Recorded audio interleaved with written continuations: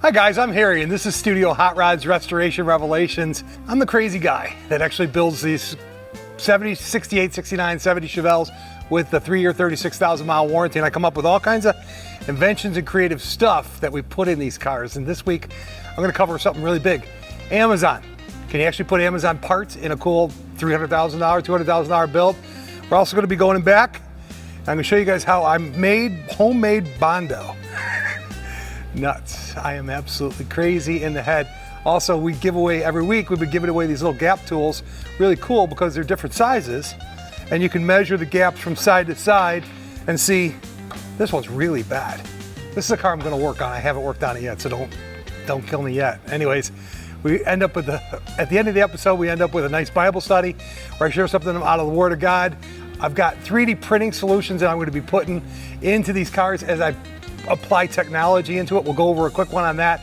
There's a slap shifter that I'm building with the horseshoe shifter so you don't have to use paddle shifters. I mean, there's a ton of stuff just this week that we're gonna cover.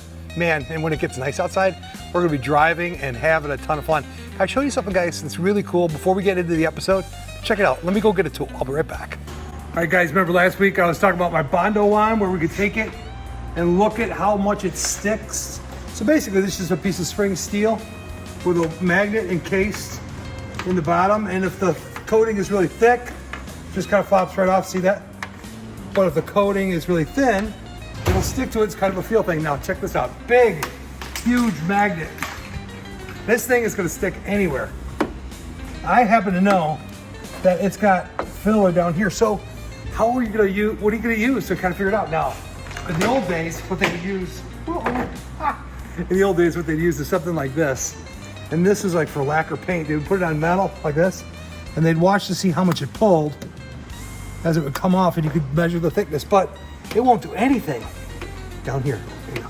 It won't do anything because these new materials are way thicker than lacquer paint. So they, off of Amazon, about this one right here, and we can go ahead and take a measurement.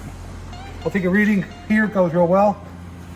55, let's go for a heavier spot so I can show you on a caliper. Oops, that's a little heavy.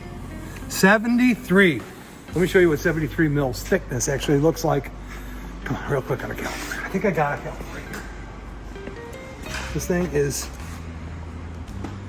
look at that. I had it set to 71, 73, close enough. Look at, if you look at it on the, let's go there. You can see about that gap. It's pretty substantial, right? It's not small.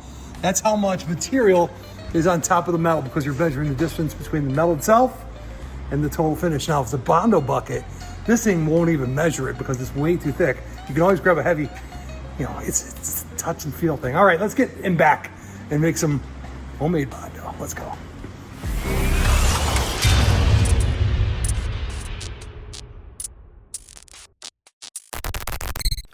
Okay, guys, you're not gonna believe this. We are actually in the back of the hot rod shop right now, picking up the old Bondo. We're gonna put it in a cup. Come on, Brian. Hey, Joe. Stop, I don't wanna mix sawdust in with my Bondo. I got an experiment going on. It's very sophisticated over here. All right, I'm gonna go like that and let you get, oh, Brian, don't spill it. That's valuable stuff, man. Dude. We are gonna take this, look, a bottle cap, a cigarette butt. No, we're gonna take this. This is the filler that's been cut off the car. I'm gonna try and experiment with it. I got that idea that I was talking about earlier. Let me show you how I put an idea together that is just absolutely wacko. And then I'm gonna show you that it actually will work, but I'm gonna walk you through the whole thing. This is just Bondo dust now. If you want it really clean, I would run it through a sifter. I don't mind a cigarette butt here and there. It don't matter. This is an experiment. All right, we're gonna mix some fiberglass resin. Let's get to doing that. How much you got in there? Oh, we got a couple cups of that. Woo! I feel buzzed already from the fumes. So this is regular old fiberglass resin. Go ahead. All right, let's start mixing it up. Check it out. Guys, can you imagine how many times have I owned a hot rod shop and looked at the piles of filler on the floor? You buy 10 gallons, maybe a gallon makes it onto the cars at the end of the day. You don't want to have too much Bondo on your car ever. Check us out, look at this. It's actually getting really smooth now. Now, you would think that this wouldn't work because that Bondo actually came off of one of the cars. And as you all know, when you work with Bondo or you work, this is not actually Bondo brand. We actually use the 3M filler, right? Yep. You never want to have, oh, I got some hunks in here. Well, that's to be avoided, if you know what I mean. Anyways, look at this. It is constituting back up. Now, the question is, I had, when I first tried it, is this going to turn into just a rock of stuff again?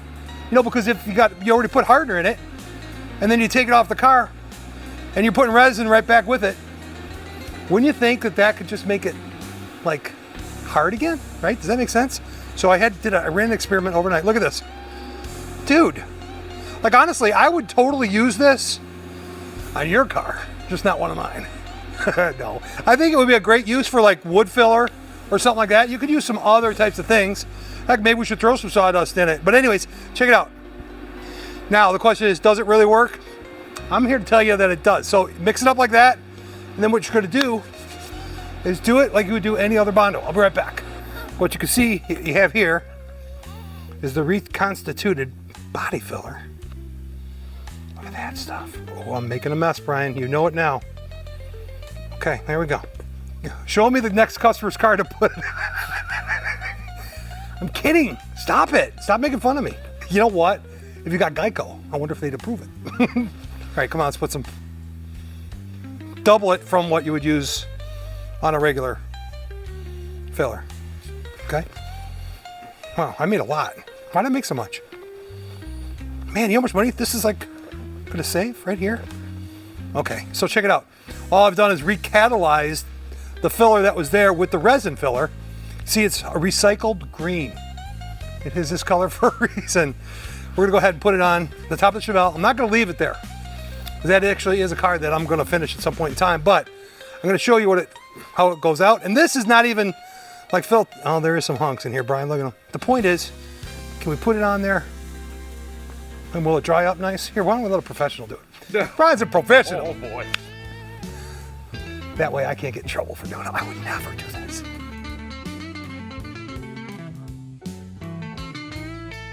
It's kind of hard when you got the hunks.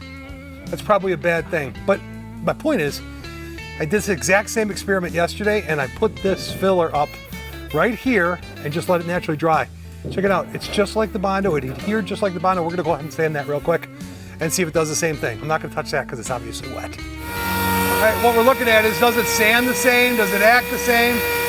Seems pretty hard, Brian. It's harder than regular Bondo, isn't it? It's a lot harder. So at the end of the day, guys, no, I'm not telling you to put this on your cars. I'm not saying it's okay. I would never put it on one of my cars.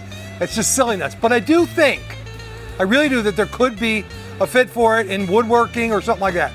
Always drove me nuts with the Bondo on the floor. So let's get on with the main shot of the episode, which is really talking about Amazon and using Amazon parts. Man, I gotta get a bad reputation from this video. Amazon parts now on high-end builds.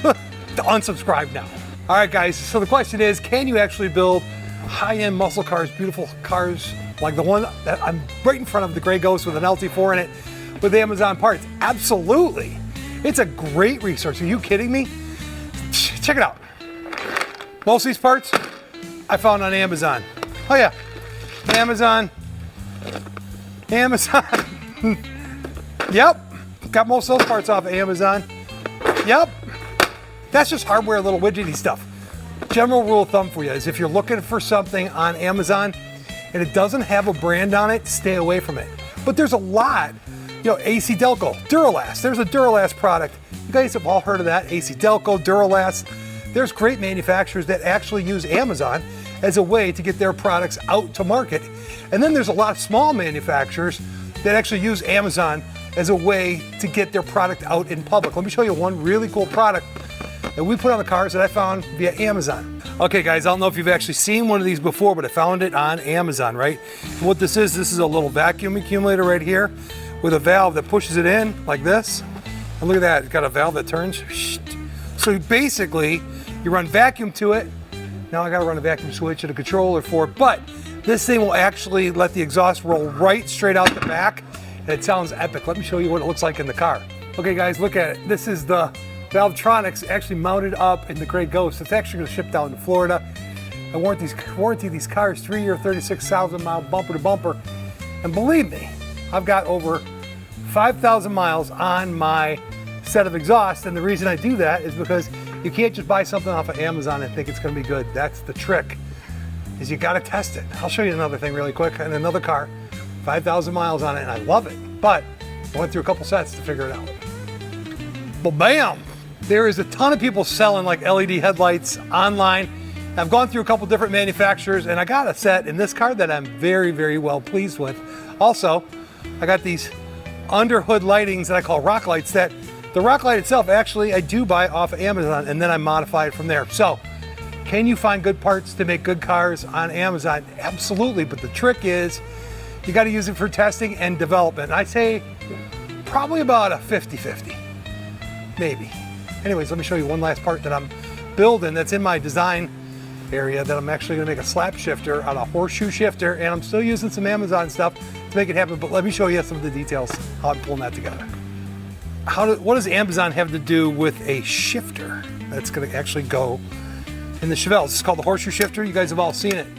I got this idea for an invention of making the paddle shifters obsolete. You got these old cool cars, paddle shifters on the steering wheel. Stop it. What I'm going to do is I'm going to modify the original horseshoe shifter when it's back here to be a slap shifter like that. And to do that, I got to put some switches into it. I got to put some controllers. I got to put a little bit of smarts in it as I prototype and design it and get it all together. So lots of widgety little things. It's a great little resource to be able to go to Amazon and have it tomorrow. Okay. Now the finished product, I'm not going to do anything that's not going to have a brand with it that's going to actually be really good. But for prototyping and testing, measuring heat, tools on Amazon. So yeah, you can build a lot of cool stuff using Amazon as a resource. Actually, cool tools, let me tell you this. Remember last week, if you guys haven't seen the last episode, we had some fun with my Bondo on and all the different stuff. Everybody was like, I want one of those. These are the things that I'll be shipping out for free. Actually, should I do it again this week? Yeah, what the heck. If you're interested, the girls up front are filling the orders. They hate me because we've shipped out over 300 of these maybe to guys just like you. Anyways, if you want one of these, just send us, click the link at the bottom. It takes you to our parts page and you can get one of these for free. But if you want us to have something really cool, this is the tool that I showed you last week that I was testing with the gap set. Anyways, go look at the last week's episode. It's a great tool for actually aligning up your car. And I threw it together in a little box this week, from idea last week, concept, to on the website for sale this week. I know it looks like a mess, but this is my toolbox and I like working at this height. I love inventing. Here's my next one, ready? This is really cool. It is a forward and back facing rear camera. It looks like it should be in a cop car almost now, right? But look at this. GPS receiver that I integrated into a mount that we made for it. It's got our own connection here, and we're gonna be able to actually have a LED light, like a map light. I know nobody uses maps anymore, but it's also gonna have a master dimmer switch, so all your interior lighting can have a master dimmer right here on the bottom in the car. Tell me that's not cool. Let me show you what it looks like in the Black Pearl. I'm really close to prototyping it and getting this done. I love this. Come on, let's go. Gosh, I love these cars. All right, I'm gonna fire this thing up. Should come on. There it is. Wolfbox is the best brand I could find. Yes, I found it on Amazon. All right, you can see it's lit up now, and you can see the camera facing backwards in it. You slide it to the side. We're gonna go with the camera facing forward. That's adjustable. Put that up a little bit. Boom. And it just records. You still have the movement, and this still has a little screen that you can actually see behind you. But I think it's really cool. You got a split screen. And if you ever want a situation, hey, take a picture. It'll snap a picture for you, actually. Take picture. Boom, takes the picture, and it's always recording. There's a little card up top. Anyways, I'm gonna tidy up these wires. Whoa! Just call me Sparky. Oh boy. Anyways, it looks, I don't want to, I gotta get rid of all these wires to tidy it all up, and then I'm gonna print my own piece. Stop laughing at me. Whew. This piece is gonna get printed. It will hold the visors. It's gonna be really slick. All right. Let's tie it up and get to the Bible. That's the favorite part of the episode. Sparky, meet me over by one of the motors. The world needs now is love, sweet love, because it's the only thing. I found out where I'm at, Murph. I know what I want. Dude, really? Really? The best part of the episode, I just love sharing the Bible with you. And I'm going to tell you the main reason why is having the Bible in my life and doing a Bible study with some guys has really changed my life. It's helped me have a different perspective on life because I really believe this is the living, breathing Word of God. And I study it and I look at it. Last week, we jumped into John 3:16, which is like one of the most famous Bible verses. And we went a little bit beyond that.